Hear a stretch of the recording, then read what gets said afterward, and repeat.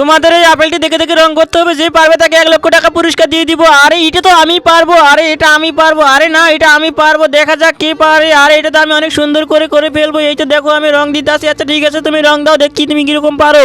আরে বলো তোরটা তো হয় না, আরে বলো ঠিকই বলেছিস মিনা, তোরটা হয় না। আরে এই তো লাল রং দেখে ফেলেছি, এই তো লাল রংটি চুপটি করে নিয়ে নিবো। এই হস এখান থেকে, আমি আমার লাল রং দিব না, আমি রং করবো। এই তো এটা আমার লাল রং, বুঝতে পারলি? এই তো বল্টুর কাছে লাল রং আছে, এটি চুপটি করে নিয়ে নেই। এই তো বল্টুর কাছে লাল রং, এই তো নিয়ে নিবো। এর সর এখান থেকে, আমার লাল রং নিতে পারবি না, এটা আমি রং করবো। আর তুই আর আমি হবো না, আমি একাই হবো। আচ্ছা সমস্যা নেই, দেখা যাবে কার রং হয়। এই তো আমি বুঝতে পেরেছি, একটা আইডিয়া পেয়েছি। এই তো আপেলের সবুজ রংটি দিয়ে দিব। এই তো গাছ দেখো আমারটা হয়ে গেছে। আরে রাজু দেখ ওরটা হয় না, কিরকম বানিয়েছে দেখি তোমাদেরটা কিরকম হয়েছে। আরে তুমি তো বানাতে পারো না, এটা কি বানিয়েছো দেখো আমারটা হয়েছে নাকি। হ্যাঁ তুমি পেরেছো, কিন্তু তার আগে তুমি যদি শয়তানকে ঘৃণা করো আর তোমার মাকে মন থেকে ভালোবাসো, তাহলে ভিডিওতে একটা লাইক এবং চ্যানেলটি সাবস্ক্রাইব করে দাও এবং কমেন্টে তোমার মায়ের জন্য এই সুন্দর ইমোজিটি কমেন্ট করো।